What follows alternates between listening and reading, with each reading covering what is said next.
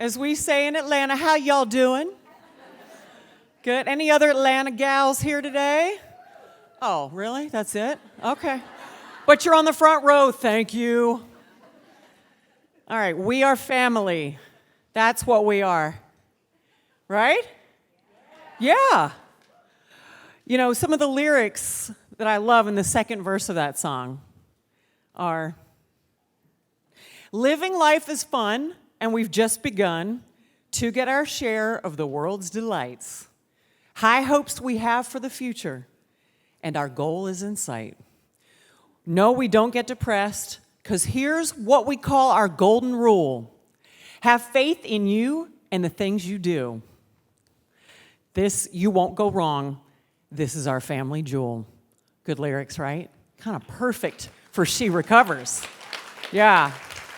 Thank you, Sober Sisters, and thank you, Sister Sledge. That song came out in 1979. Okay, there are a few people who look like they might not have been born in 1979, and that's okay.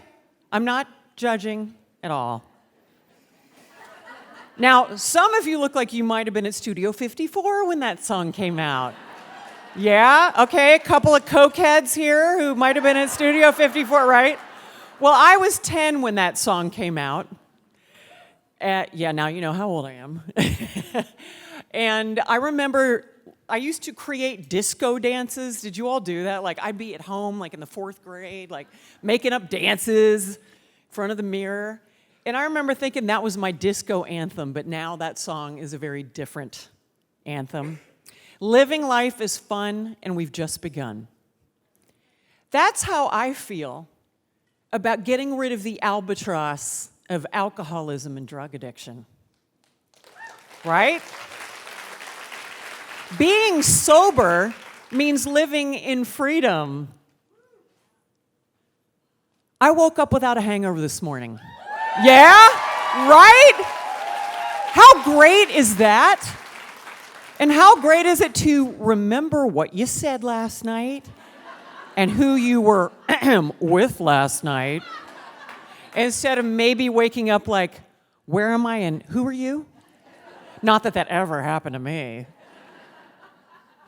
But I woke up without a hangover today, something I have done for the last 4,203 days. Yeah. Now, if you had told me 11 and a half years ago that I would go, gotta look at the number again, 4,203 days without drinking or shoving blow up my nose, I would have said, there's no way. I also would have said, but why would I stop drinking and shoving blow up my nose? Those things are doing such good for me. Those things are helping me so much in my life, so why would I quit? Right. Now, not every day has been rainbows and unicorns and lollipops. It hasn't. And even though we're all in recovery here, we have crappy days. It's all right. I've had an enormous amount of loss in recovery. I've had a lot of pain. I've had a couple of bad breakups. I've lost 3 jobs in sobriety. I've had family crises. I've had financial stress. But guess what? I didn't drink or drug over them.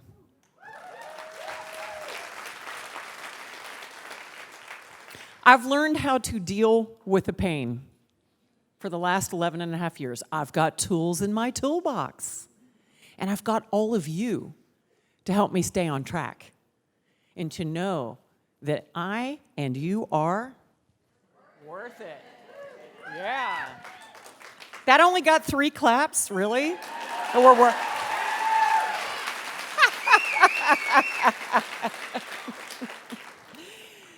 It's a miracle that I'm sober. It's a miracle that you are too. In fact, we are all miracles. We are survivors and thrivers. I don't know if thriver is a word. Maybe I just made it up, but we are, aren't we? We didn't just survive this disease, we're thriving.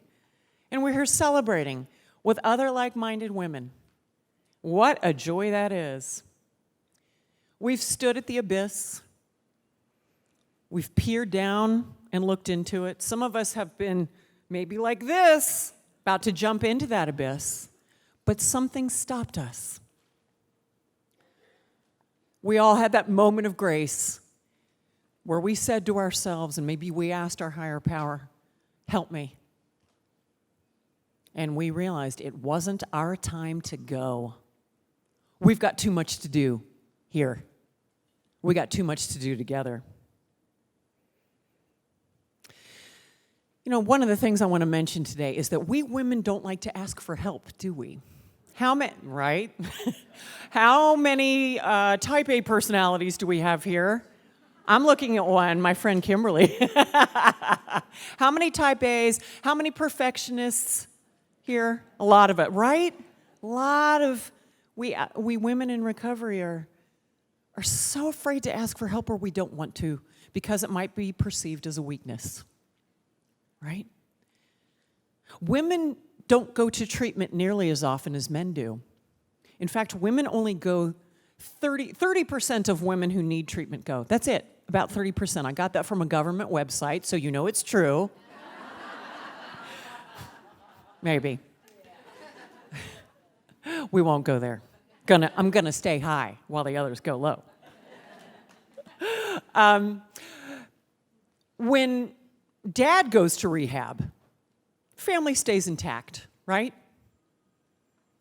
Because mom is still there to keep the family together, making sure that the kids get dressed, they brush their teeth, they get their food, they go to school, they pick up carpool. The moms are there to drive their kids to all the after-school activities, to make sure they get home, take a shower, eat their dinner, do their homework, et cetera, right? When dad goes off.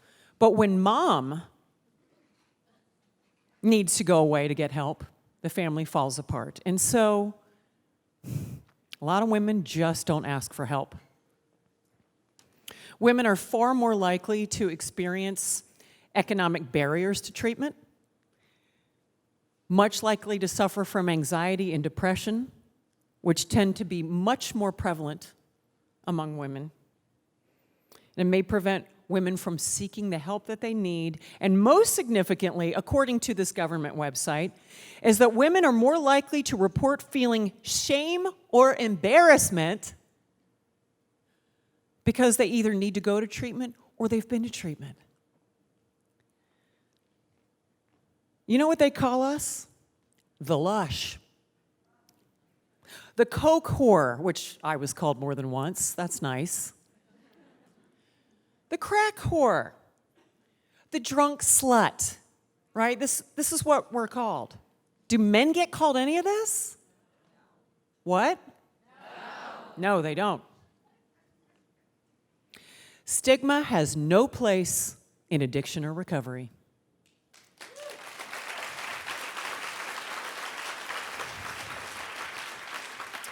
Stigma silences too many people, and folks, people are dropping dead every day, and we cannot afford for more people to die. We cannot afford for more women to die. Remember when the AIDS crisis first came on the scene in the early to mid-'80s? Remember the logo and the slogan, silence equals death? Same thing with us. The more we stay silent, the more people will die. And that is not okay with me, and I know it's not okay with you.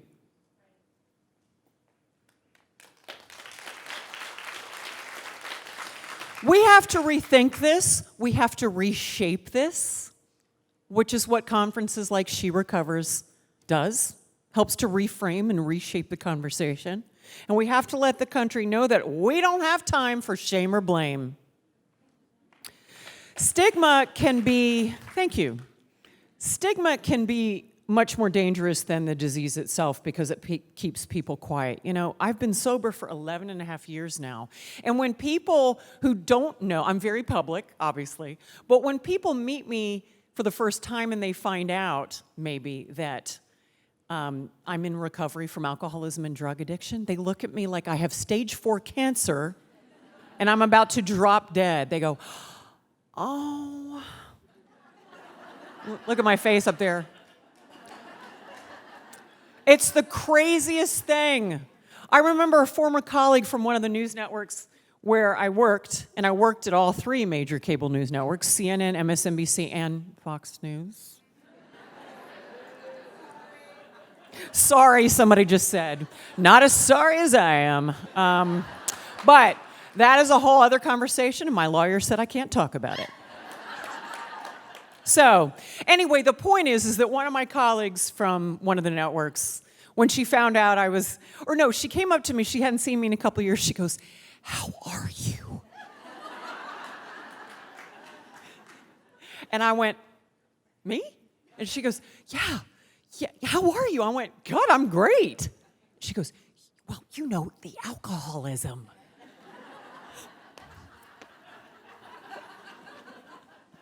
And, what I wanted to say, and I don't even remember what I said to her. I think my tongue was hanging out, did you really just say that?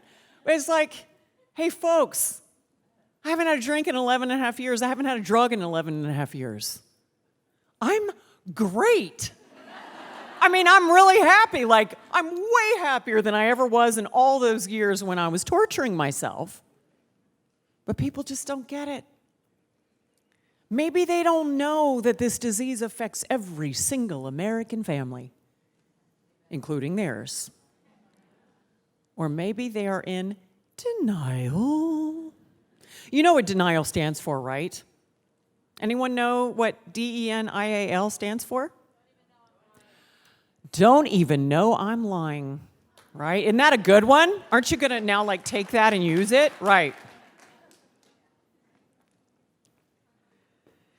Denial and ignorance are incredibly dangerous.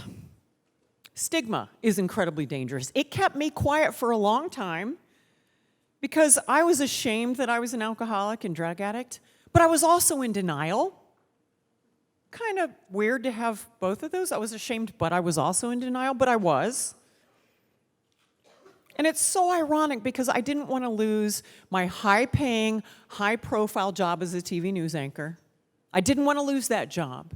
And yet I was doing everything I could to ruin my career. Right?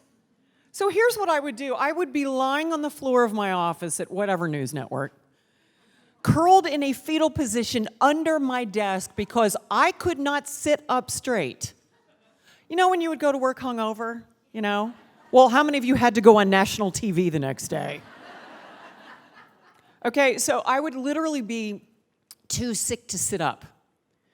But somehow I would get up, I would go down to hair and makeup, the team that would put me back together. They never said a word. They saw me at my worst, but they never said a word. And once I got sober, the hair and makeup people were so happy for me. Because they didn't have to put me together anymore. So I would somehow go down to hair and makeup, and as I was walking into the studio with the scripts in my hands, I would say that prayer that we have all said, God, if you get me through this, I'll never do it again. Huh. So what do you think I did after I finished anchoring the news with maybe 1 million people watching? Do you think I went home to, think about maybe changing my lifestyle? Nope. I would go straight from the set out to dinner or to a bar or whatever and celebrate the fact that I had fooled everybody again and celebrate by getting drunk again. Pressure on women in TV is extraordinary. And as we've learned in the last couple of years, we've seen what kind of pressure women go through in high-profile jobs. I used my high-profile TV job as a way to hide. Strange, isn't it? Hiding in plain sight, hiding in front of 1 million or 2 million people watching me on TV. I was perfectly fine when I was on stage. It was when I got home that I had this silent shame. Not recognizing the woman I saw in the mirror. How many of you felt that? Maybe you'd be drunk and looking in the mirror and talking to yourself. I know I'm not the only one who did that. Come on, ladies. Okay? Hey, now we can share about it, but I can just remember staring at myself in the mirror, wasted. Just looking at myself with tears streaming down my face and saying, who am I? I was crying out for help, but I didn't know it. And I was blaming everything and everyone else in my life for my problems. Sound familiar? You know what? My boyfriend doesn't make enough money, or I don't live in the exact apartment in Manhattan I want to, or my boss didn't give me that promotion I wanted, right? You blame everyone and everything else. Do you think it ever occurred to me that maybe my drinking and drugging was impacting my life? No. That's the denial again. In fact, I was in such denial that my shrink fired me. Okay? Now, I used to live in New York City for 17 years, which was great. And I had 2 therapists, not just one. You know, when you live in New York City, everybody has a therapist. Those of you who've lived in New York City, do you know what I'm talking about? Right. You have at least one. I had 2. That's how messed up I was. And I walked in for my session one day, and my psychiatrist said, Ms. Dhue, this is our last session. And I was like, I said, I'm sorry, what? I'm still really messed up. What do you mean you're firing me? The grandiosity I had. I'm still fucked up. You can't fire me. And he said, I can't see you anymore because for the last several years, I have been asking you to talk to me about your alcoholism. I was like, alcoholism? What? What are you talking about? And he said, you won't admit that you're an alcoholic, so I can't help you anymore. He handed me a phone number, and he said, I gave you this number a year ago. You need to call this number. It's an addiction psychiatrist who I hope will help you. Goodbye. I called that number a couple days later, and the doctor who answered the phone said, oh, Miss Dhue, I have been waiting for your call. And so began my journey into recovery. So I hired a really good doctor to help me, and I started going to my 12-step program, which saved my life then, as it saves it now, every day of my life.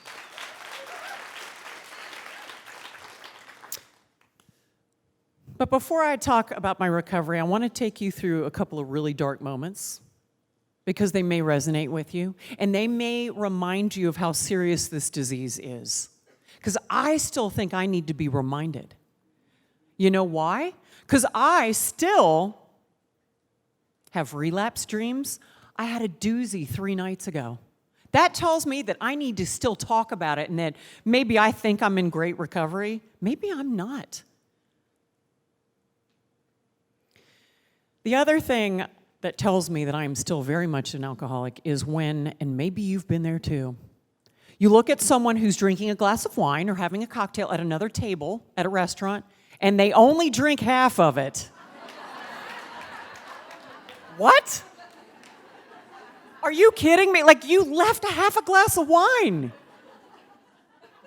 That glass of wine costs you $17. You are leaving $8 in the glass. Right? So the fact that I'm still noticing when someone leaves half a cocktail or glass of wine, ooh, I am still sick. And I was really sick. But I'll tell you one thing, I could drink like a man. Maybe some of you got that badge of honor. God, she can drink like a man. I mean, I'm not exactly a tiny person, and I could really put them away. And I always had a drink in my hand, and thank goodness there wasn't social media when I was at my peak behavior. But I always had a drink in my hand in every family photo, whatever it was. Always had a drink in my hand, and I always had a bag of cocaine in my pocket. Because you didn't think I was going to be sober going anywhere, did you? No way. And if I knew that I was going somewhere where there might not be alcohol served, well, I just didn't go. Or maybe I had a little bottle or flask in my purse. In fact, one time I got to meet the sitting president of the United States. It was President Bush, who has been in recovery for a long time himself. And no matter what you may think of him, I admire the fact that he's been in recovery for a long time. And I got the chance to meet him. And you didn't think I was going to do that sober, did you? Oh, no. So there I was. This was right before the White House Correspondents' Dinner one year. And so I was in my room drinking vodka, doing a little cocaine just to get prepped.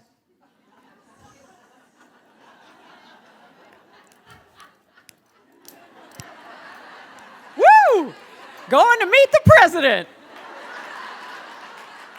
So ridiculous, so embarrassing. I was high when I met the president of the United States. I mean, it's funny, haha, but it's kind of not.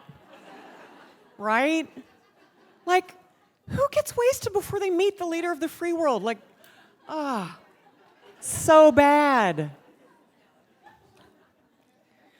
And I used to like to dance on bars. Not in bars, but on bars. How many of you danced on a bar more than once? Okay, so now maybe some of you ladies in New York City have been in New York City, and you know a place called Hogs and Heifers. Now, you know the quality of a joint by the way it's named. Hogs and Heifers. Well, I used to like to go there, and I remember I was dancing on top of the bar at one point, one night, and this guy looked up at me. He pointed, he goes, "Hey, aren't you the lady from Fox News?" And without missing a beat, I looked down and said, "Well, I'm no lady, but I'm on Fox News."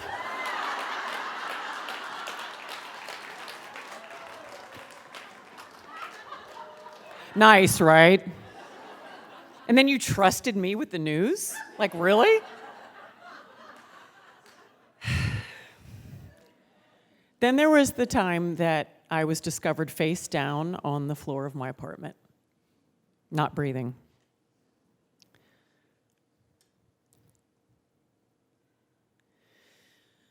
I woke up in a hospital with a doctor standing over me after a night of alcohol, cocaine, marijuana, Xanax, repeat the cycle a few times. The doctor looked at me the next morning and said, "You're lucky to be alive." I don't remember it. Do you think I got sober then, though? You know the answer. Nope. Not after almost dying. That wasn't enough to get me sober. In fact, I did 2.5 more years of research. 2.5 more years after almost dying, after overdosing. It wasn't enough to get me sober. Good God. Then there were the blackout years. There are years of my life that I don't remember. Anyone else in this room not remember years? Okay, a few of you. Years I don't remember. There was a 10-day trip to Spain that I apparently made once. I don't remember it. Only when I got my Amex bill back did I see that I had been in 4 different cities in Spain. Wow. Talk about pain.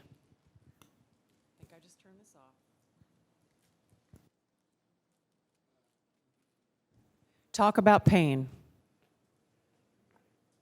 How many of you know the band Florence and the Machine? Florence Welch.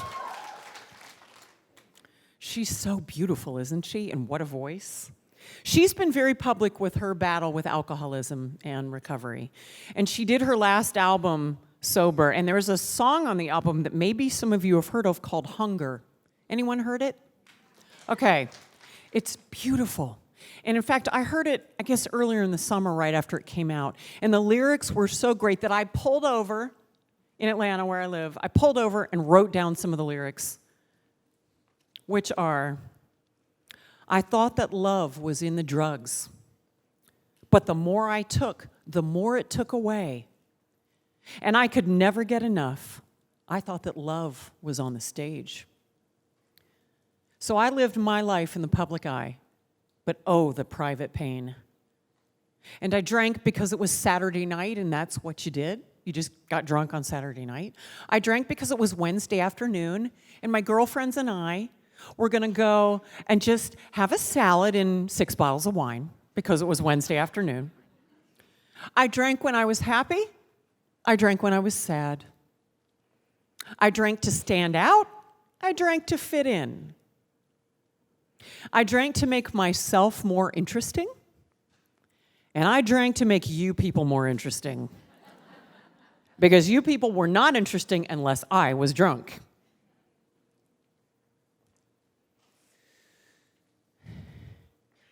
Then I had a moment of grace. It didn't come overnight. It was about 6 months in the making where I really knew I was going to die unless I made some changes. One of the things that helped me make my decision was my sister's pregnancy. She was pregnant with the family's first grandchild. It was such a happy moment for us. I remember being high as a kite when she told me she was pregnant. About 3 months into her pregnancy, it occurred to me that I had a reason to get sober. This little unborn baby who was growing in my beautiful sister's womb, this beautiful baby was my reason. And I made a decision in March of 2007 that I was going to get sober for this unborn baby. Well, that unborn baby is now 11 and a half. His name is Robert. He has a little brother named Thomas, who's 8 and a half. And they are two of my biggest reasons for staying sober.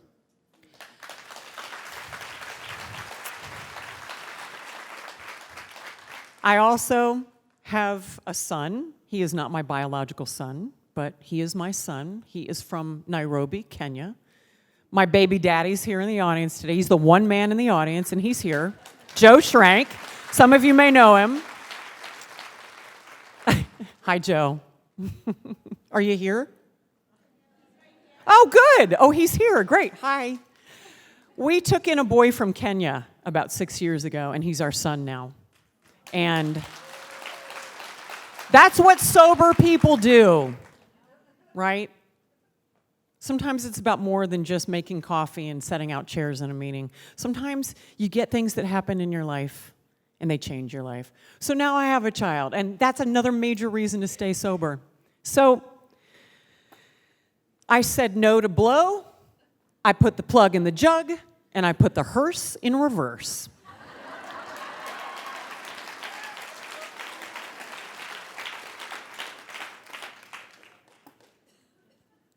Every single thing in my life has changed in the last 11 and a half years, right? Maybe some of you could shout out how long you've been sober. Anybody? Oh, wow, not all at once, sorry. Okay, how many? 5, 10? 29, 4, 7, yes. 11, me too. 14, damn. 7 and a half. 100 days! Yeah! Woo! What's your name? Tanya? Jessica. Tanya, Jessica, whatever. Close. Jessica, I was just about to say Atlanta, New York. Girl, we got to talk after this is over. 100 days. You are helping everybody in this room stay sober. Yeah! Woo!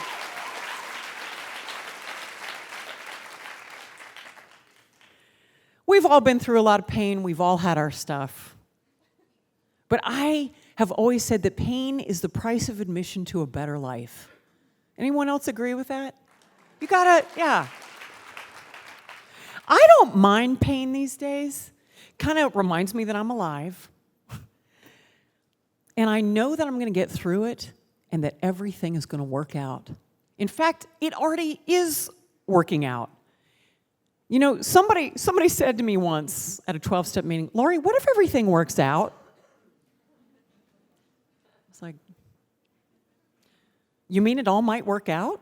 Really? In fact, Laurie, it already is working out. And I believe that now. Maybe my life isn't perfect. No one's life is perfect. And that's okay. We are all exactly where we need to be. Right?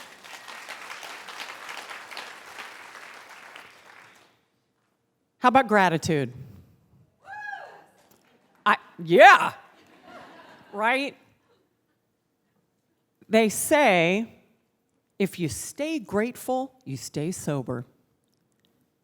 I wake up with gratitude in my heart and in my head, and I bet every single beautiful woman here does too, right? Without gratitude, we don't have a whole lot. And I'm thankful for every tiny little thing that may seem inconsequential, but it's not. I woke up sober. First of all, I woke up, which means I'm alive. I shouldn't be here. I probably should have died 10 years ago, 12 years ago, but I didn't. And I'm grateful that Dawn and Taryn asked me to come out here and speak to all you magnificent women. And thank you, Dawn and Taryn.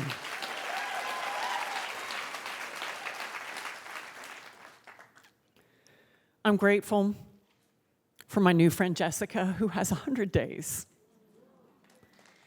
And I'm grateful for my friend Kimberly, who's here. And I'm grateful for my baby daddy, Joe, and his mother, Nani, is here. Thank you, Nani. I'm grateful for all of you. Grateful for my friend Elizabeth on the second row. Grateful for my friend Veronica, who's here. What a beautiful gathering this is. And now, as I close, we're going to have an Oprah moment. Yeah.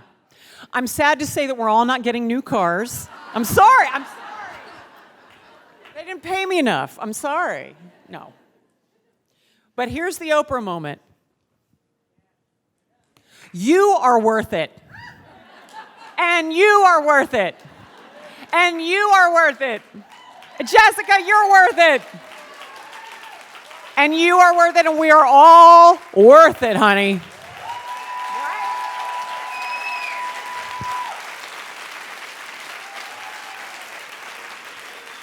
Remember, my beautiful friends, you are so worth it. And one more thing before I go. We can do together what we cannot do apart. My goodness, there is so much beauty in this room. We're going to have a great day. And my wish for all of you is to soak in every second of this beautiful weekend and know that you're not alone. You never have to be alone. And you are worth it.